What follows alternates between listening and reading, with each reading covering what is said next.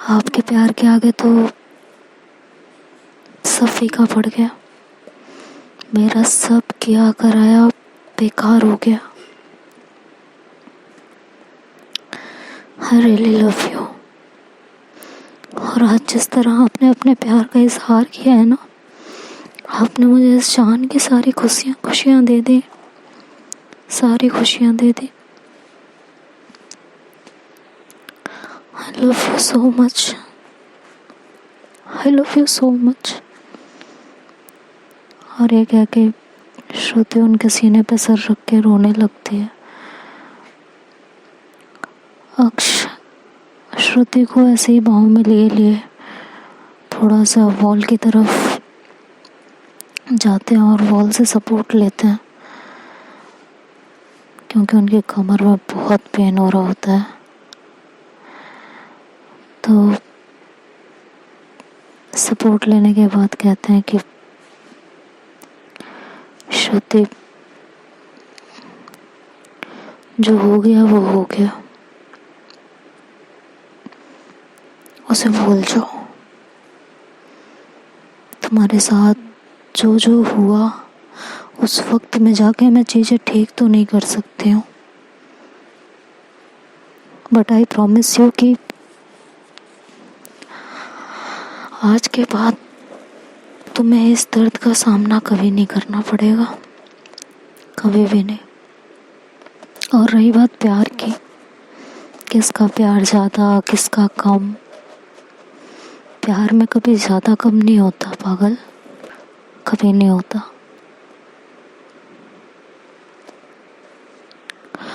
और हाँ, पहले तुम रोना बंद करो।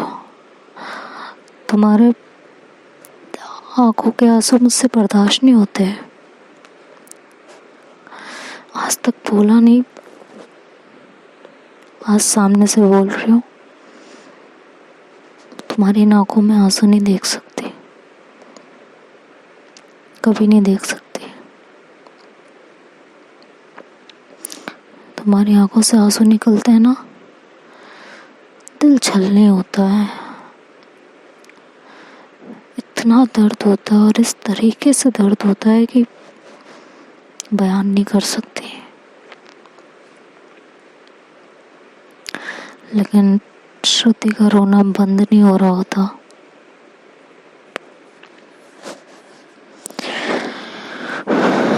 अक्षु ने बहुत समझाते हैं तो श्रुति बस इतना कहती है कि प्लीज और रोने दीजिए, प्लीज।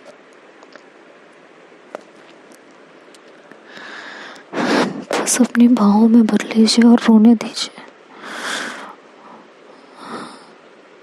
इन आंसुओं से आज अपना सारा दर्द बाहर निकालना चाहती हूँ।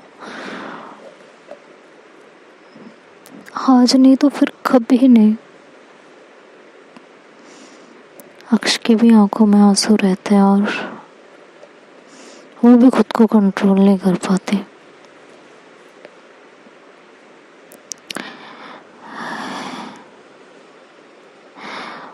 और दोनों साथ में रोने लगते हैं। अक्ष को रोता देख श्रुति उनकी तरफ देखती है और कहती है, आपको क्या हुआ?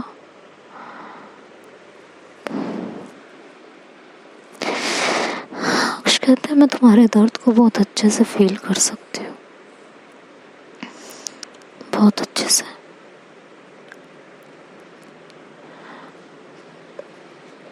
जिस दर्द से तुम गुजर रही हो ना, मैं भी गुजर चुकी हूँ। श्रुति उनके मुंह पे हाथ रख लेती और कहती है, मुझे सब पता है। आपका कोई भी दर्द, आपकी कोई भी खुशी, कुछ नहीं छुपा हुआ मुझसे। अक्ष बोलते हैं, उस रात मैंने बहुत कोशिश की थी तुम्हारे करीब आने की, बट श्रुति कहती है, आई नो बच्चा, आई नो। मुझे पता है आप क्यों नहीं आ पा रहे थे, बहुत अच्छे से पता है आपके सामने वो रात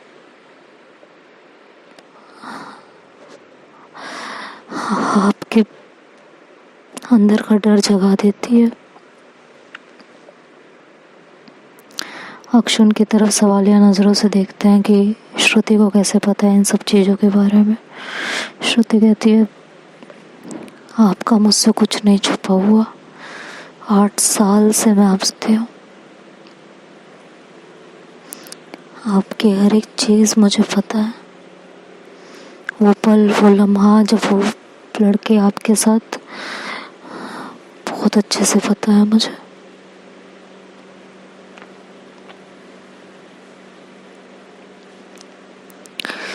और आज उसको महसूस भी कर सकती हूँ। सिर्फ समझ नहीं सकती, महसूस भी कर सकती हूँ कि उस समय आप पे क्या बीत रही होगी। अगर सना नहीं पहुँचती टाइम पे तो क्या हो जाता, कुछ पता नहीं था।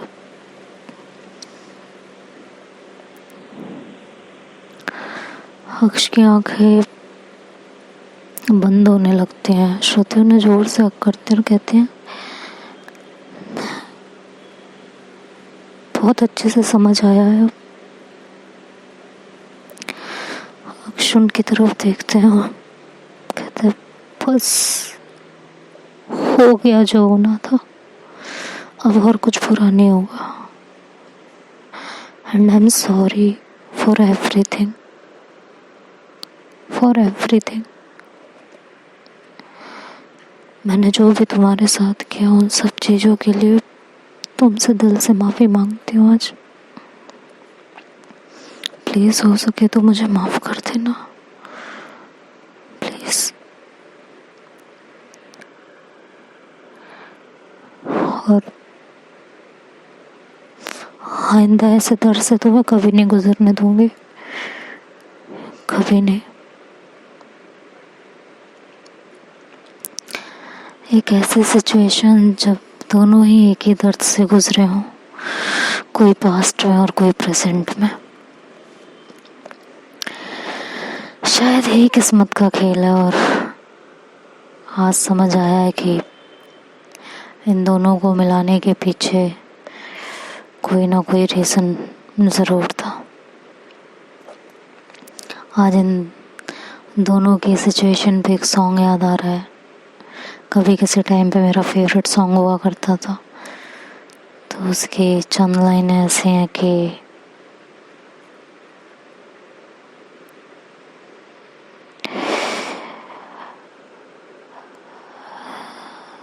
तुम भी तन्हा थे, हम भी तन्हा थे, मिलके रोने लगे, एक जैसे थे दोनों के गम, दवा होने लगे, तुझ में मुस्कुराते हैं, तुझ में गुनगुनाते हैं, खुद को तेरे पास। ऐसे ही सॉन्ग है वो। तो आज की सिचुएशन पे सॉन्ग वाकई बहुत अच्छा है। उन दोनों को इस तरह से बात करते हुए देख और इस तरह से रोता हुआ देख सना आयशा की आंखों में भी आंसू आ जाते हैं। और अनायशा धीरे से सना से कहती है, वक्त भी क्या अजीब खेल खेलता है ना। जो दर्द कई साल पहले अक्ष ने फील किया था, वो जिस दर्द से गुजरी थी, आज श्रुति भी उसी दर्द से गुजरी है। फर्क बस इतना है, अक्ष की सिचुएशन अलग थी और श्रुति की अलग है। आज श्रुति के पास अक्ष है उन्हें संभालने के लिए, लेकिन उस समय अक्ष के पास कोई नहीं था उन्हें संभालने के लिए।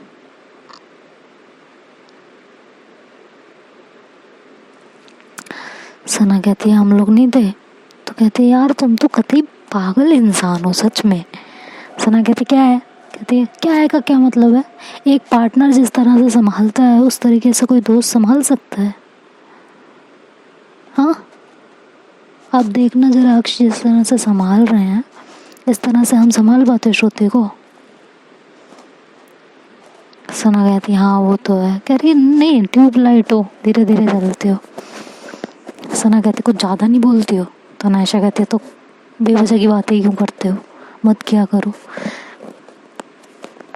तो कहते अच्छा हम दोनों क्यों लड़ रहे हैं, इन दोनों में प्यार स्टार्ट हो रहा है और हम दोनों लड़ाई कर रहे हैं, कुछ तो हमारा भी बनता है ना। हाँ, सना नायशा को ऐसे कह के उसके थोड़ा करीब जाने लगती है तो नायशा उसे पीछे करती है, कहती है बस फ्रेंड के घर में हम लोग उसके बेडरूम के गेट पे खड़े हैं, शर्म कर लो थोड़ी सी। कहती है तो उसी के तो बेडरूम के गेट पे हैं, तुम तो ऐसे कह रही हो जैसे इसके बेडरूम में कभी कुछ किया ही नहीं है हमने। हाँ, कहती है शर्म कर लो, चुप हो जाओ। तो कहती है अच्छा ठीक है ना, अब इन दोनों की गाड़ी पटरी पे आई है। 1 मिनट, इसका मतलब उस रात होटल में कुछ हुआ नहीं था इन दोनों के बीच? तनाशा कहती है अभी तक की बातों से तो यही लगा है, इसलिए मैं कह रही थी कि अक्ष के साथ ज़बरदस्ती मत करो, उसके लिए इतना इजी नहीं है सब कुछ कर पाना। सिर्फ और सिर्फ आयशा नहीं है इसके पीछे। वो रात, वो हादसा, वो भयानक रात नहीं बढ़ने देती थी आगे, लेकिन अब देखना, अब ये दोनों एक दूसरे के करीब आएंगे, एक दूसरे के दर्द पे मरहम का काम करेंगे। अब वो दर्दनाक हादसा इन लोगों को कभी डिस्ट्रॉय नहीं करेगा बल्कि और मजबूत करेगा। दोनों एक दूसरे को संभाल लेंगे। सना कहती है होप सो। तभी अक्ष अपनी आंखें खोलते हैं और देखते हैं कि सना और नायशा दोनों गेट पे होती हैं। तो वो श्रुति से धीरे से कहते हैं कि भाभी और सना खड़ी हैं गेट पे। तो श्रुति फिर तुरंत पीछे होती है और खुद को संभालती है। अक्ष को हक करने की वजह से श्रुति के मांग का सिंदूर आज फिर से अक्ष के कपड़ों पे होता है, उसके नेक पे होता है। सना और अनायशा अंदर आते हैं कमरे में और कहते हैं उफ हाय ये अता, हाँ हमें देखते ही पीछे हो गई। तो श्रुति अपनी आंखें झुका लेती है। अक्ष कुछ नहीं कहते। अनायशा धीरे से अक्ष के पास जाती है और कहती है एक बात बोलूं? तो अक्ष कहते हैं हाँ भाभी बोलो। कहते हैं कि I am so proud of you. अक्ष कहता है कि थैंक्स, बट ऐसा भी कुछ किया नहीं है मैंने, देर करती, काश सब कुछ पहले पता चल जाता तो इतना सब इसे झेलना ही नहीं पड़ता। अनायशा कहती है जो हो गया वो हो गया अक्ष, अब उसको सोच के परेशान मत हो, अब इसके लिए क्या अच्छा कर सकते हो वो सोचो, इसको तुमसे क्या चाहिए वो सोचो, तुम्हारी क्या रिस्पॉन्सिबिलिटी है इसके लिए वो सोचो। अक्ष उस समय कोई जवाब नहीं देते, चुप रहते हैं। और श्रुति को अभी भी परेशान देखते हैं तो कहते हैं कि श्रुति यार भूख लगी है, कुछ खिला दो। तो श्रुति कहती है कि मैं जाती हूँ, कुछ बना के लाती हूँ। तो वो जाने लगती है लेकिन गेट के दरवाजे पे पहुँच के उसके कदम ठहर जाते हैं और वो हिम्मत नहीं कर पाती आगे जाने की। अक्ष पीछे से आते हैं और उसको जैसे ही हाथ लगाते हैं श्रुति एकदम हड़बड़ा जाती है अक्ष समझ जाते हैं कि अभी भी इसके दिल से दिमाग से वो डर नहीं निकला है। वह श्रुति को जोर से पीछे से हक करते हैं और कहते हैं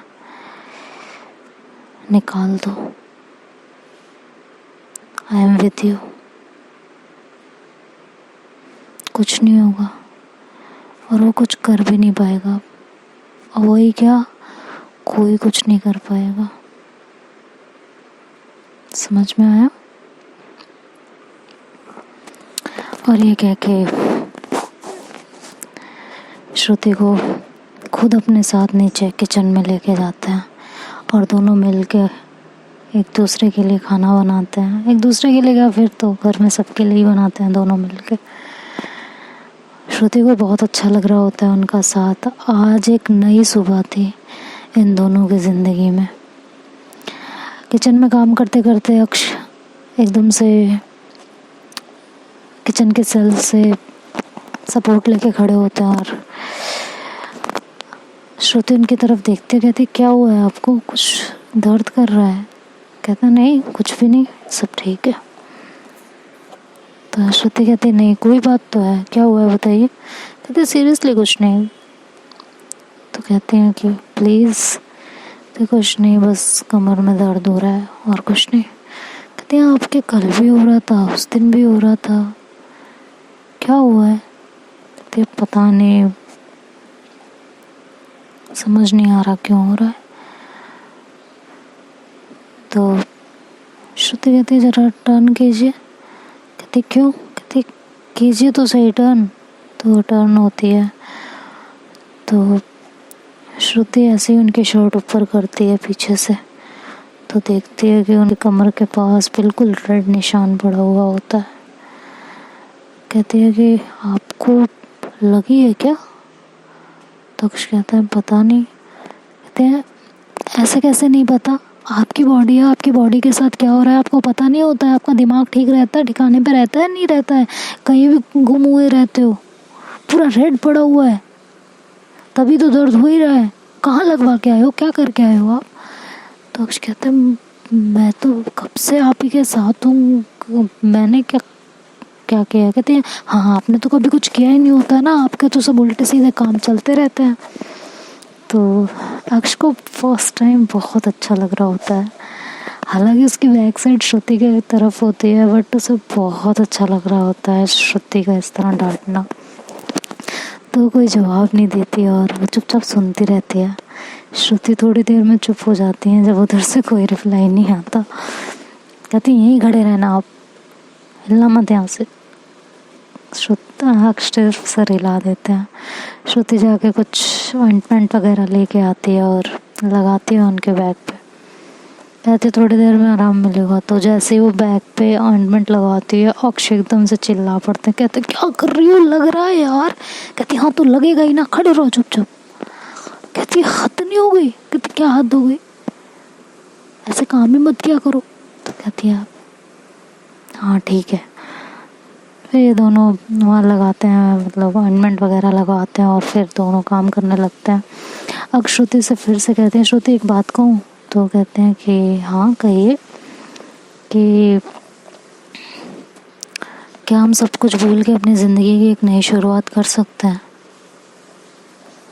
क्या तुम मुझे एक मौका दे सकती हो अपनी हर गलती सुधारने का, तुम्हारी ज़िंदगी से हर गम को दूर करने का,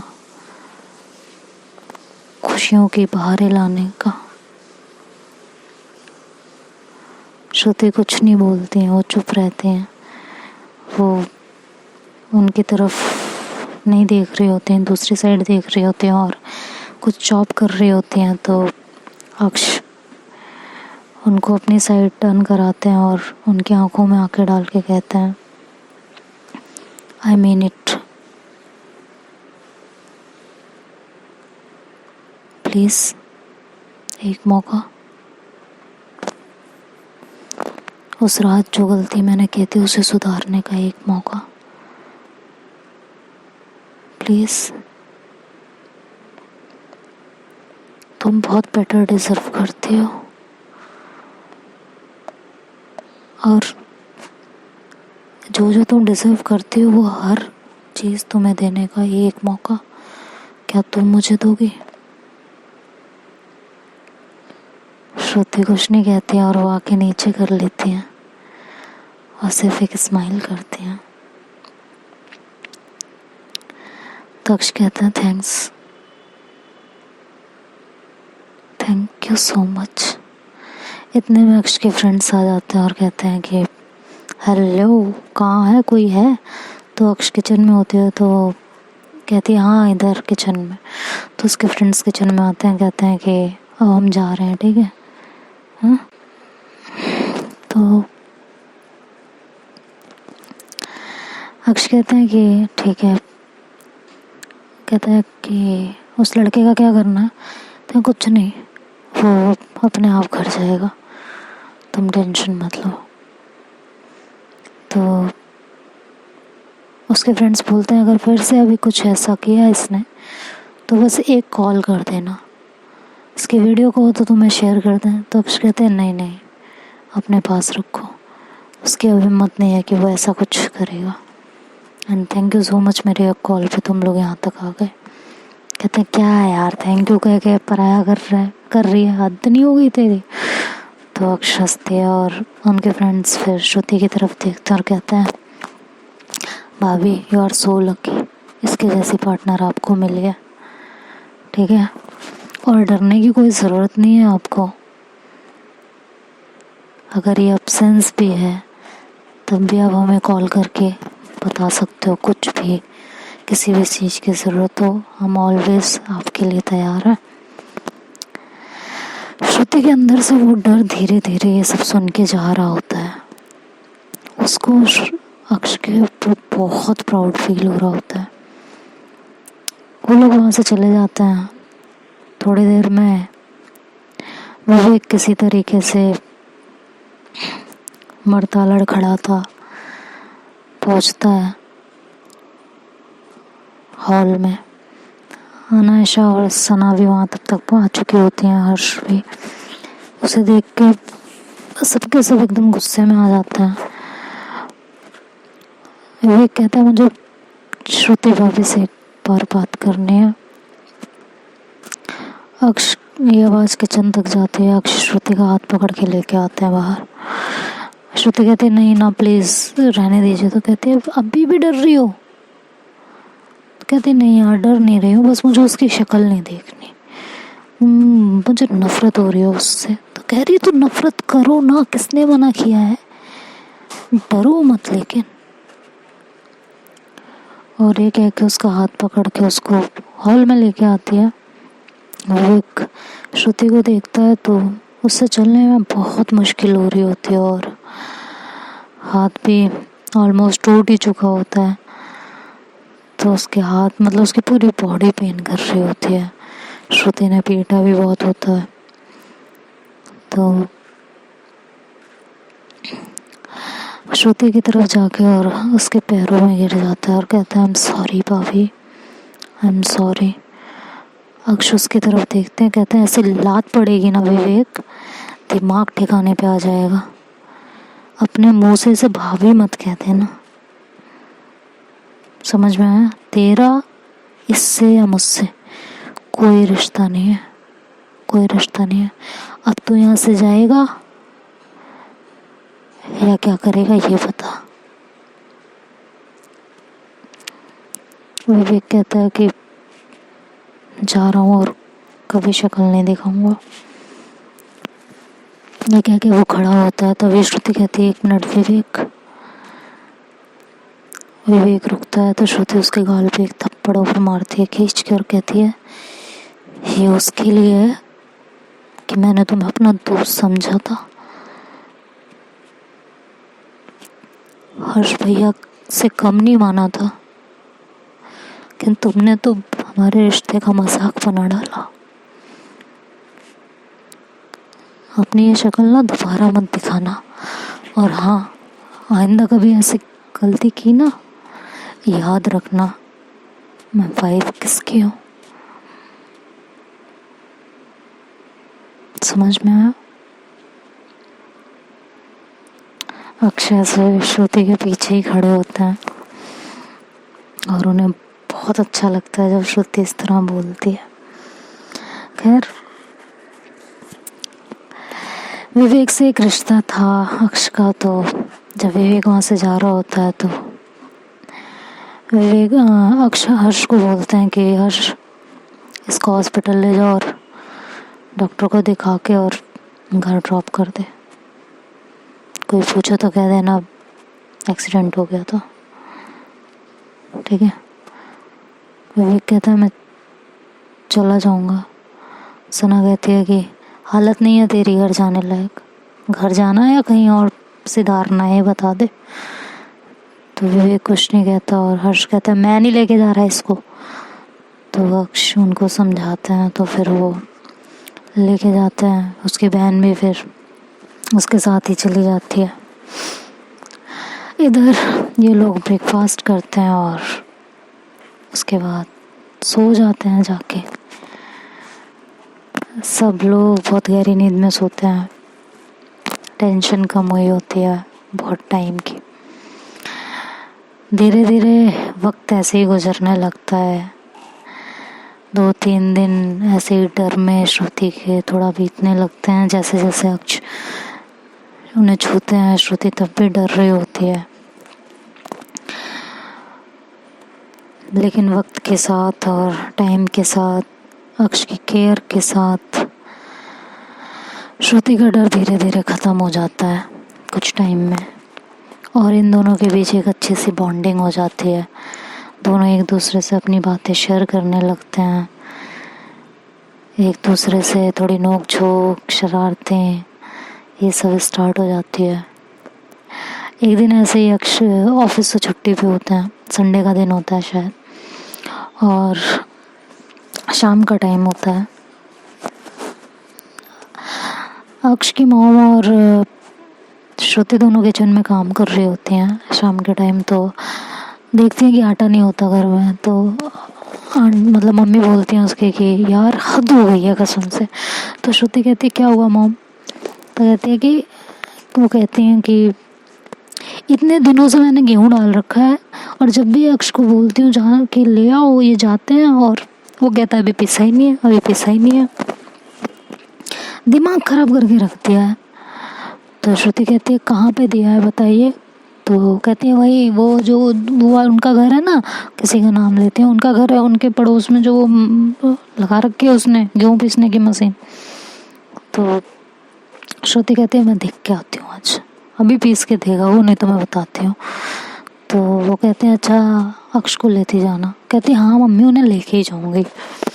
मतलब श्रुति ना एक अलग ही श्रुति बन चुकी होती है। अक्ष के प्यार ने उनको बहुत अलग बना दिया होता है।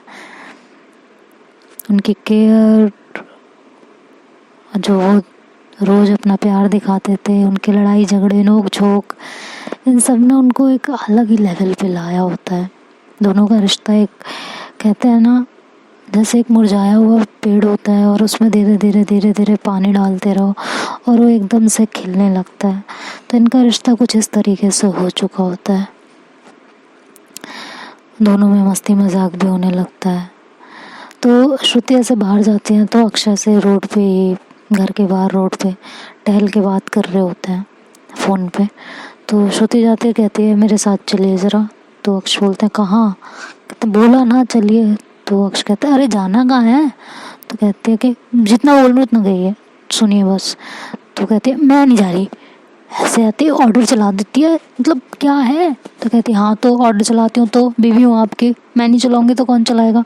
तो अक्ष कहते हैं हाँ तो बीवी हो तो इसका क्या मतलब है माँ थोड़ी ना हो मेरी। तो कहती है माँ ही समझ लो, बीवी दूसरी माँ होती है, समझ में आया? चलो मेरे साथ। कहती कहाँ लेकिन? तो कहती है बोला ना चलो। तो कहती है अरे जाना कहाँ है? कहती है गेहूँ वाले के पास जाना, गेहूँ पीस के नहीं दे रहा, घर में आटा नहीं है, रोटी कैसे बनेगी? तो अक्ष कहता है अरे तो आटा खरीद लो यार। तो कहती है नहीं, जब गेहूँ दे रखा है तो आटा क्यों खरीद लें, पैसे क्यों बर्बाद करें, चलो आप। तो कहते हैं मैं नहीं जा रही। और वो नहीं मान रहे होते तो श्रुति उनका कॉलर पकड़ती है और उन्हें खींचती है, कहते चलो। तो वो वहाँ पे कई लोग भी होते हैं। तो अक्ष एकदम से कहते हैं अच्छा ठीक है चल रही हूँ, कॉलर छोड़ो। तो श्रुति भी फिर इधर उधर देखती है तो एकदम से कॉलर छोड़ देती है। तो उनके सामने वाली भाभी होती है तो वो हंस रही होती है। वो अक्ष को बोलती हैं प्यार से मान लिया करो, हाँ, तो ऐसी नौबत ही ना आए, क्यों अपनी बेइज्जती करवाते हो। तो अक्ष कुछ नहीं कहते, कहते अरे भाभी चलता है। तो श्रुति कहती है सही एडवाइस दी उन्होंने, फॉलो किया करो। तो अक्ष कहते हैं बहुत बढ़िया, फॉलो किया करो, तमीज़ तो है ही नहीं, कहीं भी बेइज्जती कर दो। कहते तो आप एक बार में सुन लिया करो, हाँ। तो अक्ष कहते हैं अच्छा चलो। तो वो जिससे सविता से बात कर रहा था, सविता कहती है क्या हुआ। कहती है यार ऐसे ज़बरदस्ती खींच के लेके जा रही है, पता नहीं क्या है। तो सविता हंसने लगती है, कहती है अभी तो है ना बीवी का रूप, बहुत बहुत रूल किया है ना आपने उनके ऊपर। कहती है अरे यार इतनी डोमिनेटिंग हो गई, जरा जरा सी बात पे मुझ पे चढ़ जाती है, बिल्कुल डर लगता है इससे, कब कहाँ क्या बोल दे। कहते हाँ तो यही तो बेबी होती है। तो अक्ष कहते हैं हाँ समझ में आ रहा है। तो सविता कहती है वैसे आगे कब बढ़ा रहे हो अपना रिश्ता, अब तो सब ठीक है ना। तो अक्ष कहते हैं धीरे से कि सोच तो रहे हैं लेकिन इनके पास टाइम हो तब ना, जब भी थोड़ा करीब जाने की कोशिश करो इनके पास टाइम ही नहीं होता। कभी कोई काम कभी कोई काम कभी कोई काम, दिमाग की दही कर रखी है। पहले ये मेरे पास आने के लिए तड़पती थी और अब मुझसे दूर जाने के बहाने ढूंढती रहती हैं। कहते दूर जाने के बहाने नहीं, ज़रूर कुछ काम होगा। तो श्रुति आगे आगे चल रही होती हैं और अक्ष उनके पीछे पीछे। थोड़ी देर में ये वो चक्की के पास पहुंच जाते हैं जहाँ गेहूँ दिया होता है पीसने के लिए। श्रुति जाके कहती है कि गेहूँ दिया गया था आपके पीसने के लिए। तो लड़का कहता है कि किसका गेहूँ। कहती गेहूँ आटा पीसने के लिए। तो कहते किस नाम से। तो कहते हैं अक्ष के नाम से। तो देखता कहता अभी नहीं पिसा है, कल ले जाना। श्रुति कहती क्यों नहीं पिसा है, हाँ क्यों नहीं पिसा है, पैसे नहीं लोगे आप, कितने दिन हो गए यहाँ डाले हुए, दिमाग खराब कर रखा है आपने, बिल्कुल पीस देना चाहिए ना। तो अक्ष कहते हैं सविता फ़ोन रखो ज़रा, ये लड़ रही है, ये दंगे करा देगी। तो सविता कहते हैं अच्छा ठीक है। तो अक्ष श्रुति के पास जाते, कहते आराम से। कहते क्या आराम से, इनका दिमाग ठीक नहीं है बिल्कुल भी। तो वो लड़का अक्ष को जानता होता है बहुत अच्छे से। तो अक्ष पीछे से ऐसे इशारा करते हैं कि शांत रहे भाई, सुन ले चुपचाप। तो वो कहता है मैडम आप ये बोल कैसे रही हो। तो अक्ष पीछे से ऐसे हाथ जोड़ता है, कहता है प्लीज़ भाई चुप हो जाना, ये और सुनाएगी, ऐसे इशारे में कहते हैं। तो वो कहती है हाँ तो बोल कैसे रही हो, आप ऐसे काम कैसे करते हो, जब आपको काम करना नहीं आता ना तो अपनी ये दुकानें बंद कर दो। 8 दिन हो गए गेहूँ दिए हुए, अभी तक पीस के नहीं दिया है, दिमाग ख़राब है, अगर अब ये बता दो ये पीसेगा कि नहीं। तो वो कहता है हाँ पिस जाएगा, कल ले जाना। कहती कल नहीं ले जाऊँगी, अभी बज रहे हैं 6:30, 8 बजे ये आएंगे, ये मेरे पीछे जो खड़े हैं ना ये आएंगे लेने के लिए, ठीक है। अगर 8 बजे गेहूँ नहीं मिला ना तो गेहूँ भी ले जाऊंगी, पैसे भी नहीं दूंगी और पिसा हुआ आटा भी लेके जाऊंगी, ये याद रखिएगा। और अभी मुझे 1 किलो आटा ऐसे दे दीजिए। तो अक्ष कहता है श्रुति धीरे लड़ाई कराओगी क्या। कहती है क्या धीरे, इनकी गलती नहीं है, हाँ।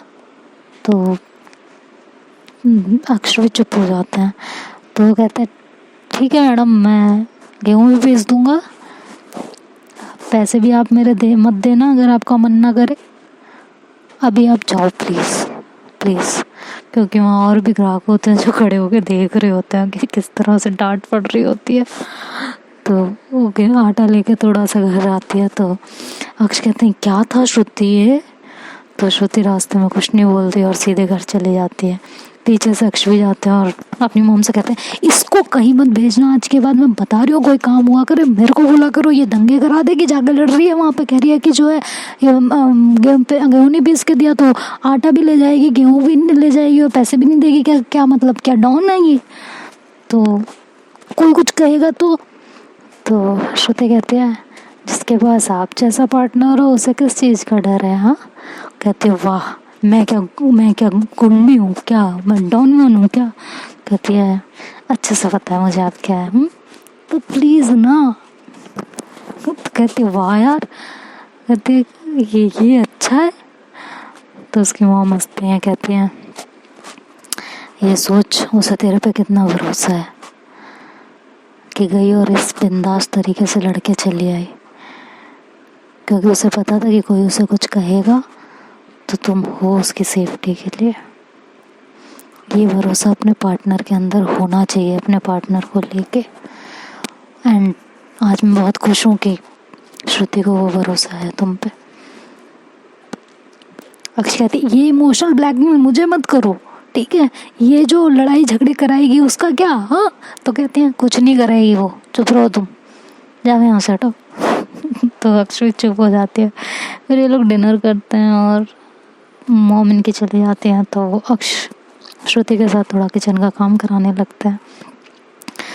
तो वो ऐसे ही उनके थोड़ा पास जा रहे होते हैं, तो श्रुति कहती है हटिए ना, काम करने दीजिए।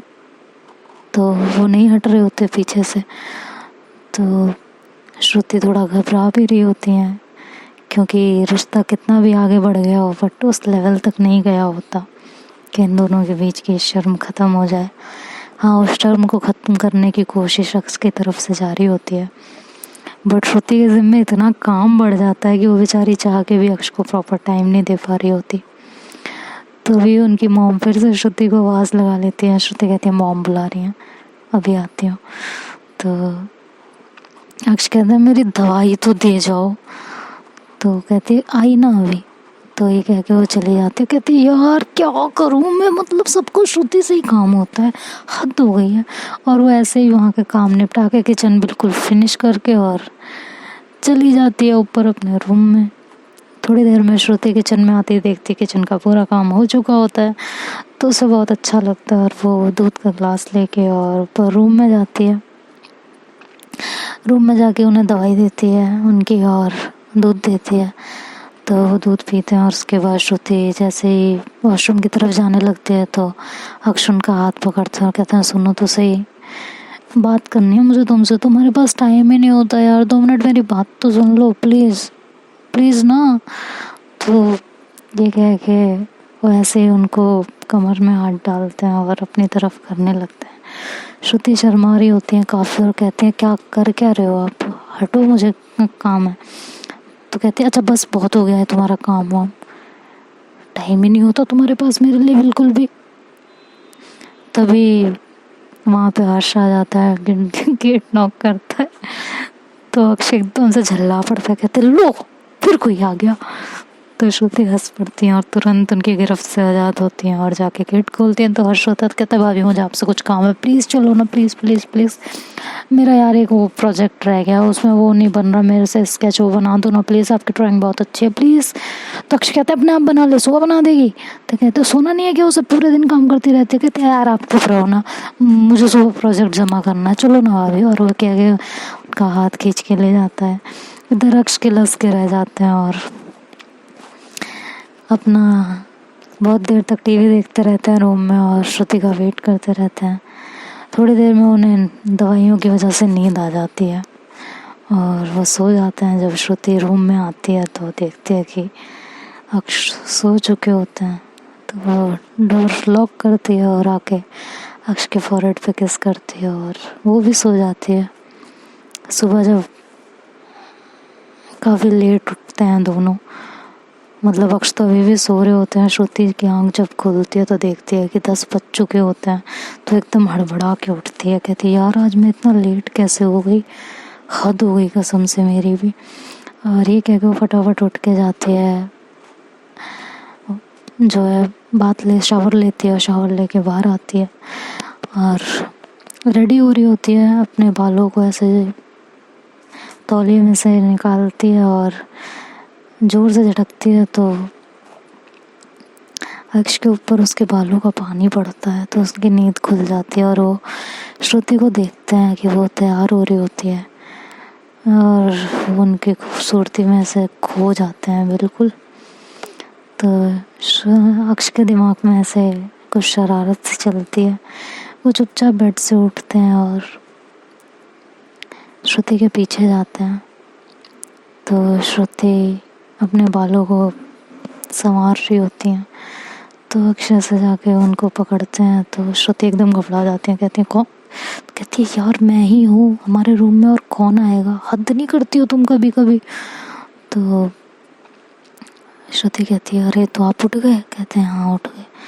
तो श्रुति एकदम से आगे बढ़ जाती है और सिंदूर उठाती है लगाने के लिए। तो अक्षय से पीछे से जाते हैं और अपनी बाहों में उसको कैद करते हैं और उसके हाथ से धीरे से पीछे से सिंदूर लेते हैं। श्रुति कुछ समझ नहीं पा रही होती है और कहती है क्या कर रहे हो आप ये? तो अक्ष कहता है चुप, बहुत बोलती हो। और ये कह के उसके हाथ से सिंदूर ले लेते हैं।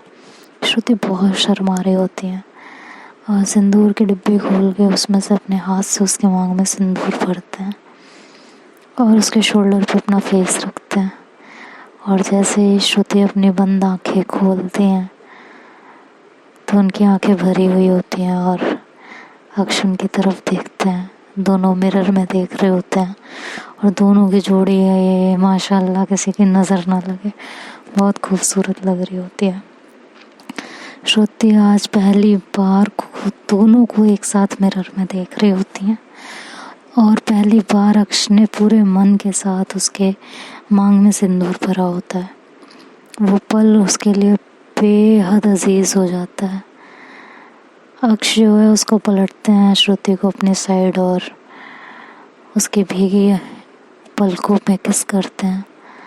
कहते हैं अब सिंदूर भरा तो भी रो रही हो? कहती है खुशी के आंसू हैं। और ये कह के उसके चिक्स पे फिर अक्ष किस करते हैं और धीरे धीरे उसके नेक पे किस करने लगते हैं और भूल जाते हैं कि डोर ओपन है, क्योंकि श्रुति ने उठते ही सबसे पहले डोर ओपन किया था। तो अक्ष ऐसे उनकी खुशबू, श्रुति की खुशबू में अक्ष एकदम गुम होने लगते हैं और उन्हें किस करने लगते हैं, मतलब उनके नेक वगैरह पे किस कर रहे होते हैं, हल्की हल्की फाइट कर रहे होते हैं। तभी वहाँ पे श्रुति की एक कज़न आई, मतलब अक्ष की एक कज़न आई हुई होती हैं सुबह ही सुबह, लेकिन ये दोनों सो रहे होते हैं तो इन्हें पता नहीं होता।